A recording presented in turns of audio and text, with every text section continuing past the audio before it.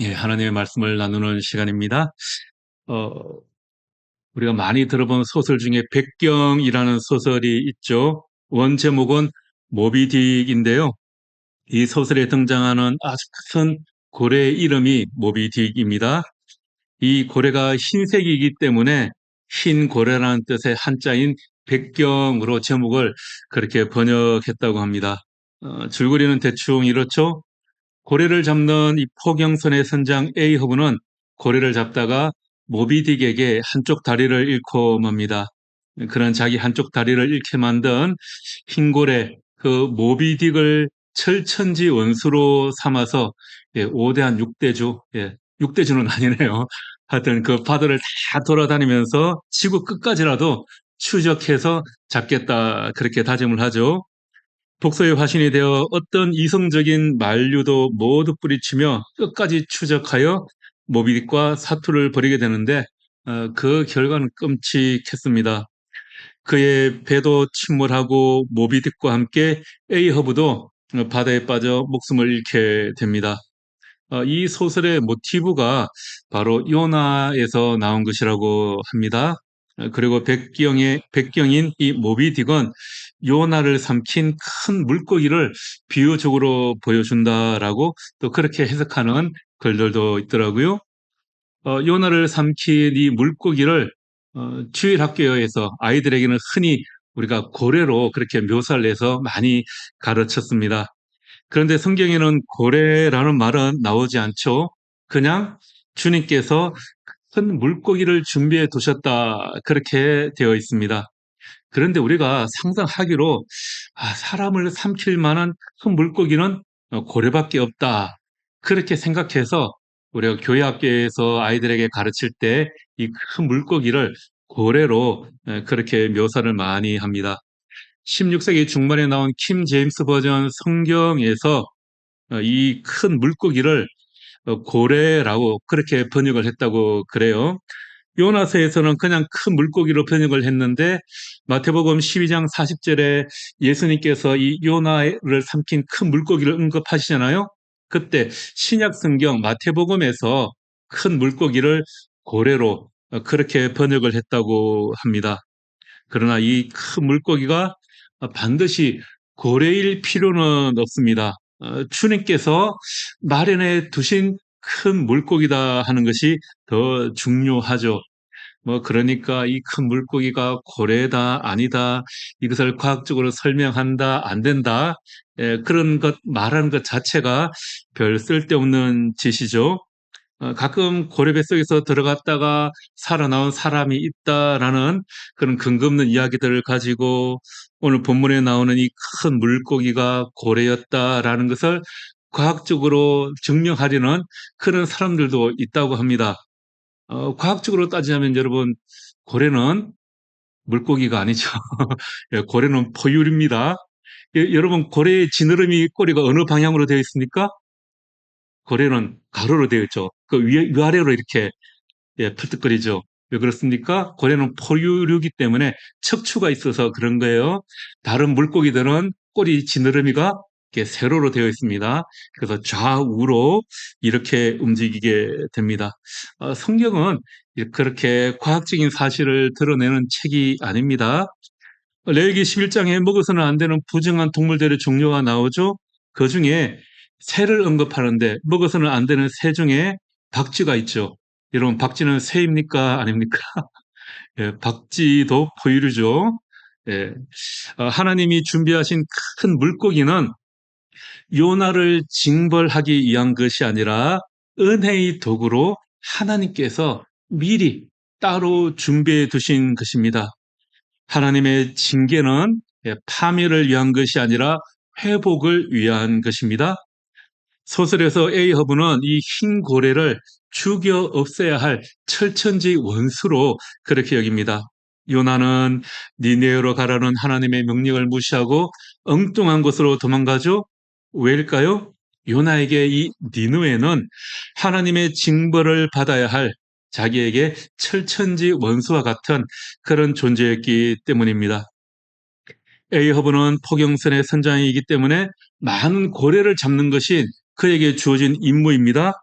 19세기 당시에 이 고래 기름은 전기선의 주 원료로 사용되었다, 연료로 사용되었다고 그래요. 그러니까 A허브의 중요한 목표는 많은 고래를 잡아야 하는 선장이었죠. 그런데 그는 오직 한 마리, 이 모비딕을 잡는 데만 열중합니다. 그러니까 A허브는 선장으로서 자신의 본래의 임무는 소홀히 하고 자기 개인적인 원수를 갚기 위해 자기 행위를 합리화합니다. 그리고 결국 고래와 함께 바다에서 최후를 맞이하게 되죠. 모비딕 외에 다른 것이 보이지 않았기 때문입니다. 요나도 하나님의 명령을 따라 마땅히 해야 할 자기의 임무가 있습니다. 자신의 사명이 있습니다.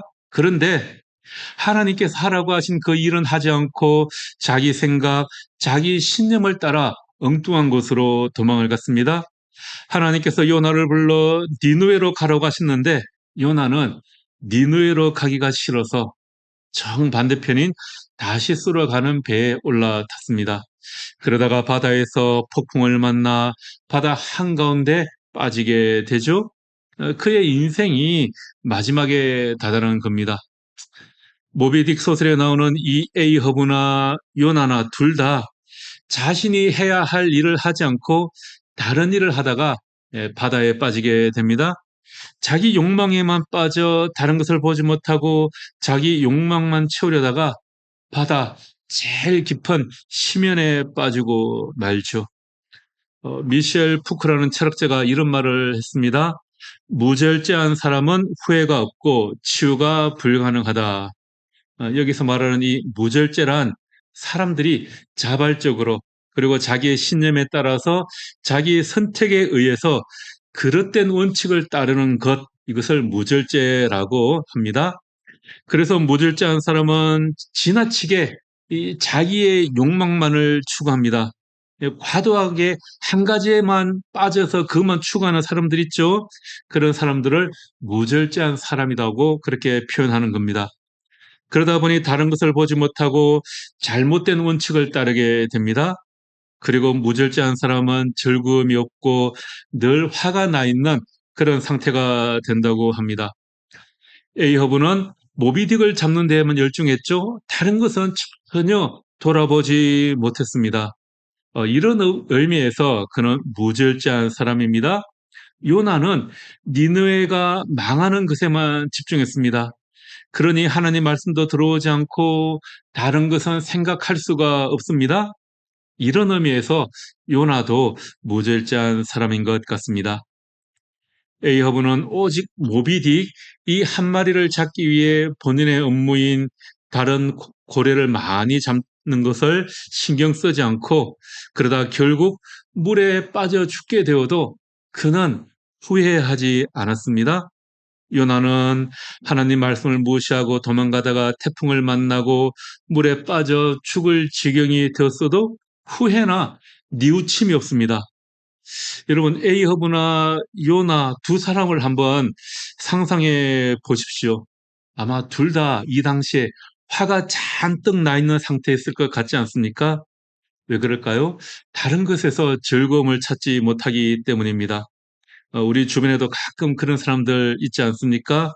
다른 사람들의 말은 듣지 않고 자기 하고 싶은 것만 하는 사람들이 가끔 있어요. 자기 잘못에 대한 반성이 없고 또 늘 화난 그런 표정을 짓는 사람들이 가끔 있습니다. 그런 사람들은 자기가 뭘 잘못했는지도 모르죠. 여러분 주변에 혹시 이런 사람이 있다면 조심하셔야 합니다. 예, 소설 백정에서 이 A허브는 바다에 빠져 영원히 헤어나올 수 없었지만 요나는 물고기 뱃속에 있은 지 3일 만에 나오게 됩니다. 요나는 물고기 뱃속에 있는 3일 동안 기도했습니다. 마침내 드디어 우리는 요나가 기도하는 장면을 보게 됩니다. 하나님께서 요나에게 니느웨로 가라고 하셨을 때 요나는 가기 싫다고 하나님 저는 절대 거기 못 갑니다라고 항변을 하거나 기도하지 않았습니다. 욥바로 내려가면서도 기도하지 않았습니다. 그는 다시스로 도망가기 위해 배 타면서도 기도하지 않았습니다. 태풍이 몰아칠 때도 그는 기도하지 않고 그냥 배 밑창에 들어가 잠들어 있었습니다. 선장이 그에게 찾아와서 너의 신에게 기도라도 좀 해라. 그렇게 간청했을 때도 요나는 기도하지 않았습니다. 뱃사람들이 그를 바다에 던지려고 할 때도 요나는 기도하지 않았습니다. 요나는 마침내 물속에 잠겼고 주님께서 마련해 둔 큰 물고기 뱃속에 들어가서야 기도하게 됩니다. 요나는 7절에서 뭐라고 말하고 있습니까? 내 영혼이 내 속에서 피곤할 때 내가 여호와를 생각하였더니 이렇게 기도하죠. 말 그대로 자기 목숨이 그의 숨이 꼴딱꼴딱 안 넘어갈 지경이 되어서야 내가 하나님께 기도하게 되었습니다. 이제서야 내가 하나님을 기억합니다라는 겁니다. 그의 기운이 다 사그라져 갈 때 그때가 되어서야 요나는 주님을 기억했습니다. 요나의 기도는 인생 제일 밑바닥을 경험한 사람의 기도입니다. 그것은 절망의 가장 깊은 구덩이에서 나오는 기도였습니다. 죽음의 문턱을 경험한 사람에게서 나오는 그런 기도죠. 그때서가 되어야 요나는 주님을 기억하였다 이렇게 말합니다. 요나는 고난 중에 여호와께 부르짖으며 기도합니다. 그는 자신의 상황과 그에 대한 감정을 이렇게 기도하죠. 요나서 2장 3절, 5절, 6절 말씀 우리 같이 한번 읽어볼까요? 먼저 3절 읽어보겠습니다. 주께서 나를 깊음 속 바다 가운데 던지셨으므로 큰 물이 나를 둘렀고 주의 파도와 큰 물결이 다 내 위에 넘쳤나이다. 5절과 6절도 볼까요? 물이 나를 영혼까지 둘러싸우며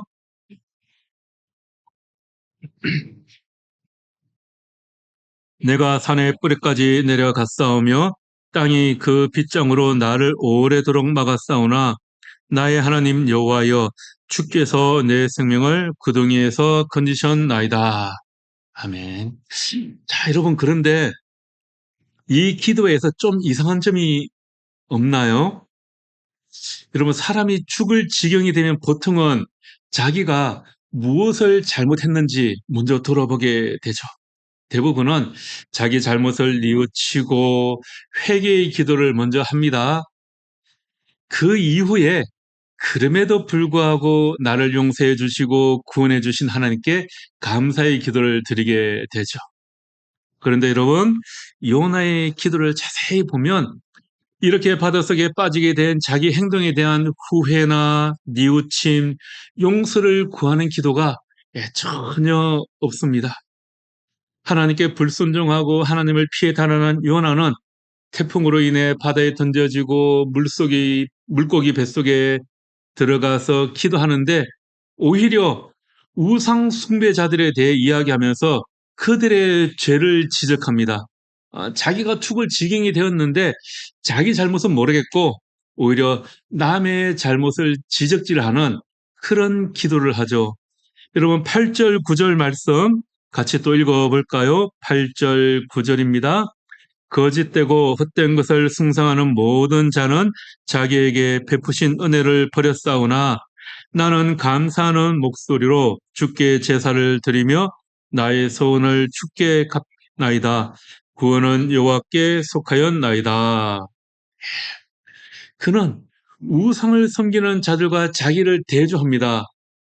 그러나 나는 저 우상을 섬기는 자들에게는 하나님께서 그 베푸신 은혜를 버렸지만 그러나 나는 감사의 노래를 부르며 주님께 희생 제물을 바쳤습니다. 이렇게 기도하죠. 저 사람들은 하나님의 고마움을 저버렸지만 저는 그런 사람들하고는 다릅니다. 저는 주님의 고마움을 아는 사람입니다. 이렇게 이야기하고 있습니다. 요나가 거짓말을 하는 건 아니죠. 그는 우상 숭배를 하지 않았습니다. 그것이 그나마 요나가 하지 않은 겁니다. 그는 하나님의 낯을 피하고 하나님의 명령을 피했지만 다른 신들에게 기도하거나 우상을 섬기지는 않았습니다. 여러분, 요나가 지금 이런 기도를 하고 있기 바로 직전에 무슨 일이 있었습니까? 요나와 함께 배를 타고 있던 뱃사람들은 우상을 숭배하던 이방인들이었습니다. 우상을 숭배하는 뱃사람들은 태풍 속에서 요나가 말한 하나님을 만나게 되고 우상에서 멀어졌습니다. 그들은 하나님께 기도하고 하나님께 희생제물을 바치고 주님을 섬기겠다고 다짐하였습니다. 자기 목숨을 걸고 요나 그 한 생명을 살리기 위해 최선을 다했습니다. 자기 목숨을 걸고 요나의 생명을 구하려고 했던 것은 요나가 말하는 바로 이 우상 숭배자들이었습니다. 반면에 요나는 주님께서 특별한 관심을 가지고 있는 그 큰 성읍 니느웨 사람들의 생명을 살리는 일에 참으로 무관심하고 도망가는 길이었습니다. 도망가다가 하나님한테 딱 걸려서 지금 혼나는 중인 거죠.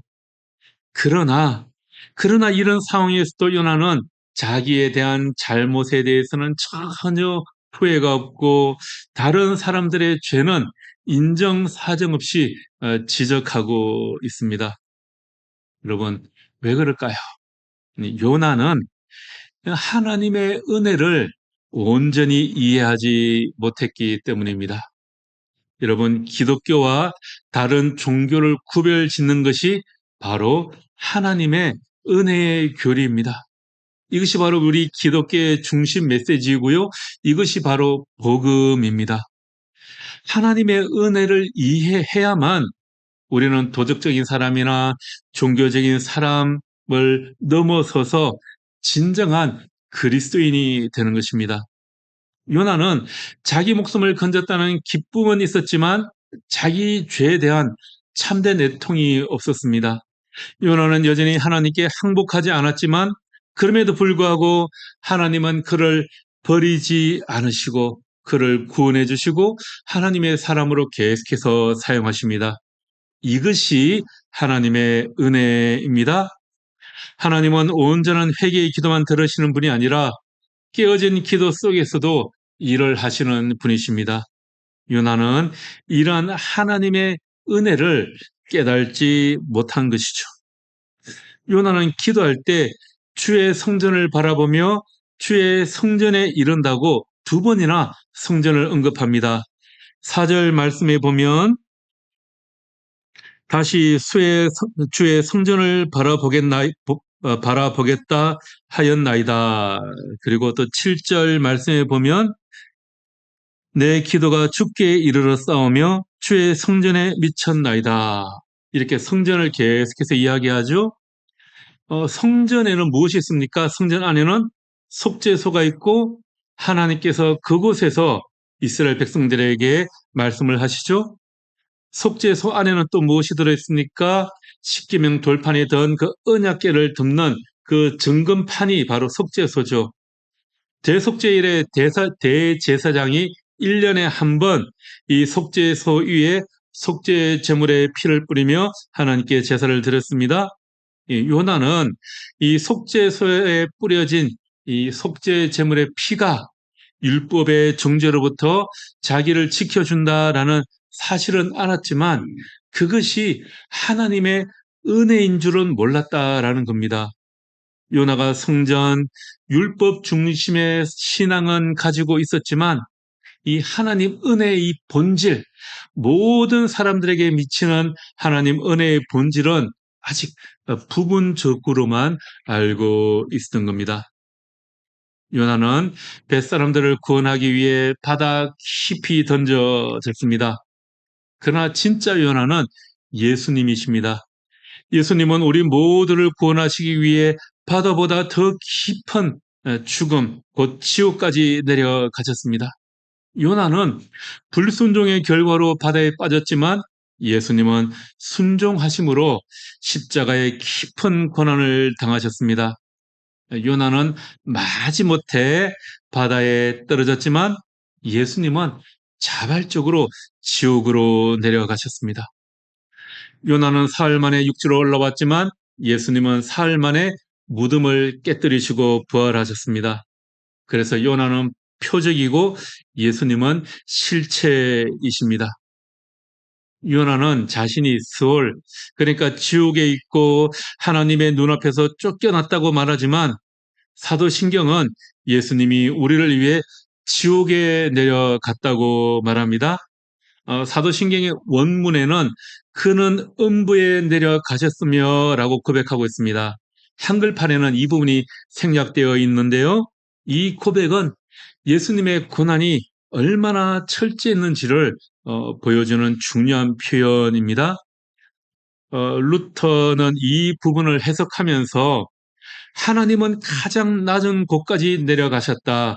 그래야 가장 낮은 자를 끌어올릴 수 있기 때문이다. 라고 해석하고 있습니다. 바로 그 예표로서 요나는 지금 이 시면 속에 던져진 것입니다. 앞에서 제가 무절제한 사람은 후회가 없고 치유가 불가능하다라고 말했죠. 이런 의미에서 요나는 참 무절제한 사람입니다. 행동이 정도를 넘지 않고 좀 알맞게 삼가야 하는데 그런 것이 없죠. 자신이 한 일에 대해서 후회가 전혀 없습니다. 자신이 지금 이런 상황에 빠지게 된 것에 대한 뉘우침이나 후회가 없습니다. 인생의 가장 어두운 장소까지 내려갔는데도 이렇게 맞는 분도 하나님이시고 또 나를 이곳에서 구원해 주신 분도 하나님이시니 감사합니다라는 이런 기도밖에 없습니다. 이런 거죠. 나는 다 잘하고 있는데 하나님이 저를 도와주시지 않고 주변 환경이 저를 도와주지 않는 것 같습니다. 이렇게 자신이 한 일에 대해서 반성이 없는 거죠. 이러한 사람은 회복이 불가능한 사람입니다. 요나는 절대 내가 실수했습니다. 내가 죄를 지었습니다. 도망쳐서 죄송합니다. 이런 말을 하지 않았습니다. 요나는 주님, 제가 당신께 불순종한 것을 용서해 주십시오라고 기도하지도 않았습니다. 요나는 제가 다시스로 도망가려던 길을 돌이켜 니누에로 가겠습니다. 이렇게 기도하지도 않았습니다. 요나는 이런 의미에서 참 무절제한 사람입니다. 후회나 반성이 없죠. 하나님께서 그를 다시 니누에로 보냈을 때 니누에에 머무는 40일 동안 그는 늘 화가 나 있는 상태였습니다. 우리가 또 다음 주부터 살펴보겠지만 요나는 니느웨에 가서 그들에게 회개를 선포하고 하나님이 그들을 용서하시자 어떻게 합니까? 오히려 하나님께 화를 내죠. 왜 저들을 용서해 주시느냐? 그렇게 오히려 하나님께 화를 냅니다. 늘 화가 나 있는 그런 사람입니다. 그의 인생에서 가장 어두운 순간, 가장 큰 위기의 순간에 하나님의 도움의 손길을 경험하는 그 3일의 시간을 보내고도 그 이후로도 그는 변하지 않았습니다. 여러분 3일간의 이 어둠 가운데 지낸 사람을 한 명 더 찾으라면 우리 신약성경 사도행전에서 사울을 이야기할 수 있겠죠. 사울은 예수님께서 십자가에 못 박혀 돌아가신 후에 예수 믿는 사람들을 잡아들이기 위해서 다메섹으로 가다가 예수님을 만나서 사흘 동안 눈이 멀어서 먹지도 마시지도 못하는 그런 상황에 처하게 되었습니다. 사울도 예수님을 만난 이후 사흘 동안 흑암 가운데 빠져 있었죠. 사울도 그 사흘 동안 기도했습니다. 요나가 물고기 뱃속에 있던 사흘간이나 사울이 보지 못하는 어둠 가운데 있던 그 사흘 동안은 아마 그들 인생에서 가장 힘든 시간이었을 것입니다. 요나는 자신이 물고기 뱃속에 있던 상황을 스올, 그러니까 지옥 한가운데라고 묘사하고 있습니다. 땅속 제일 깊은 곳까지 자신이 내려갔다고 합니다. 요나나 사울 모두 3일간의 어둠을 경험했죠? 여러분 이 3일의 의미가 무엇일까요? 먼저 드는 생각은 무엇인가 변화되는 것은 하루아침에 이루어지지 않는다는 겁니다. 어쩌면 3일은 요나나 사울이 이전과 다른 모습으로 변하기 위해 겪어야 할 최소한의 시간이 아니었을까 생각됩니다. 요나는 3일 동안 물고기 뱃속에서 기도했습니다. 하나님의 구원을 찬양하고 3일 만에 물고기 뱃속에서 나왔습니다. 그리고 다시 니느웨로 가게 됩니다. 그런데 그가 변화되었습니까? 아니요. 절대 바뀌지 않았습니다. 니느웨에 들어간 요나는 니느웨가 회개하고 하나님께서 재앙을 내리시는 것을 돌이키시자 하나님께 불평을 토했죠. 요나는 물고기 뱃속에서 3일 동안 기도했습니다. 물고기 뱃속에서 그의 인생의 가장 어두운 시간을 3일 보냈습니다. 그러나 그것만으로 그는 변하지 않았습니다. 사울이 다메섹에서 주님을 만나고 눈이 멀어 3일 동안 보지 못하고 있을 때 그 역시 기도했습니다. 3일 후에 주님께서 그의 눈을 열어주셨습니다. 주님께서 그에게 두 번째 은혜의 기회를 주셨습니다. 요나가 경험했던 3일 밤낮, 사울이 경험했던 3일 동안을 우리도 경험할 수 있습니다. 3일 밤낮, 사흘이 끝나고 나면 하나님께서 두 번째 은혜의 기회를 우리에게 주십니다. 요나와 사울의 차이가 무엇이었을까? 둘 다 3일이라는 가장 깊은 어둠 가운데 있었는데 그들의 차이가 무엇이었을까? 하나님의 은혜를 경험하느냐 못하느냐입니다. 하나님의 은혜를 인정하느냐 인정하지 않느냐 하는 것이죠.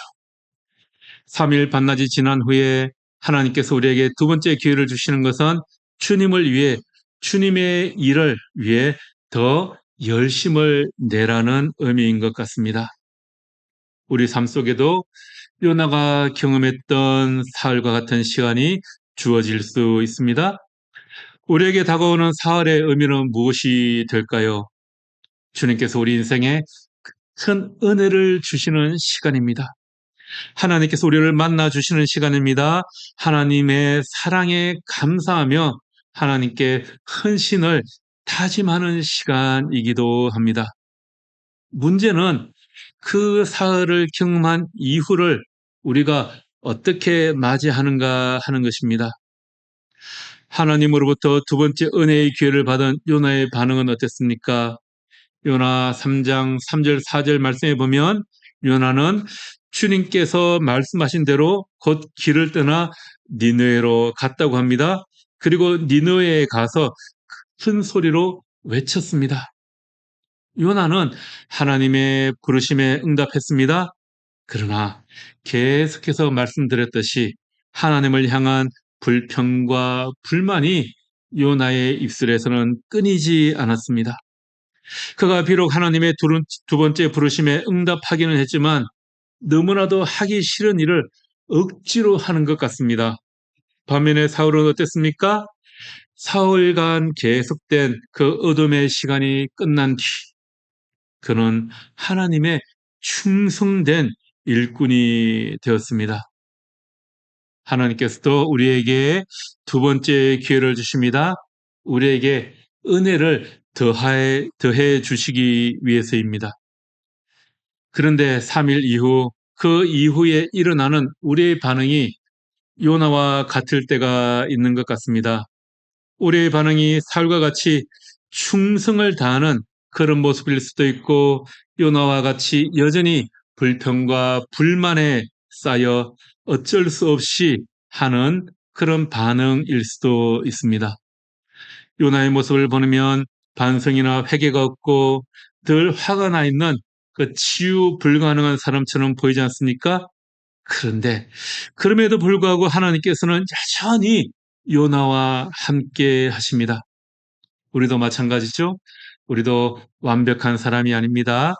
우리도 요나처럼 늘 하나님을 피해 다시스로 목표지를 정하고 가고 있을 때가 있습니다. 폭풍우 속에서 여전히 잠을 자고 완고하게 기도하기를 거부할 때도 있지만 그러나 그때에도 하나님께서는 여전히 우리와 함께 하시고 우리에게 은혜를 베풀어 주십니다. 여러분 주보 표지에 있는 그림 있죠? 이 요나의 그림인데요. 이 그림을 자세히 보시면 요나와 물고기를 둘러싸고 있는 그 파란색 바다 전체가 예, 하나님으로 묘사되어 있죠. 가만히 보면 파란색이 하나님으로 그렇게 묘사가 되어 있습니다. 여러분, 그렇습니다. 하나님은 요나의 고집보다, 폭풍보다, 물고기보다 더 커서 이 모든 것을 다 둘러싸고 다 품고 계시는 분이시라는 그런 묘사인 것 같습니다. 우리는 요나처럼 부족할 수 있지만 거센 바다보다 더 크신 주님의 피할 데 없는 은혜, 그 은혜 가운데 살아가게 되는 것입니다. 여러분, 이 무더운 여름철에 그 하나님의 놀라운 사랑에 둘러싸여 이 한 주간을 넉넉히 이기시기를 주님의 이름으로 축복하며 기도합니다. 기도하겠습니다. 주님, 죽음의 깊은 바다 속에서도 우리를 놓지 않으시는 주님의 은혜에 감사드립니다. 요나처럼 스스로 도망치고 또 깊은 어둠에 빠졌지만 그곳에서도 우리를 부르시고 다시 시작하게 하시는 주님의 손길을 기억합니다. 주님, 당신은 요나처럼 바다보다 깊은 죽음의 자리로 내려가셨고 우리를 위해 지옥까지 내려가시며 우리를 위한 생명의 길을 여셨습니다. 그 은혜를 잊지 않게 하시고 오늘 우리 삶에서도 부활의 능력으로 다시 일어서게 하옵소서. 예수님 이름으로 기도합니다. 아멘.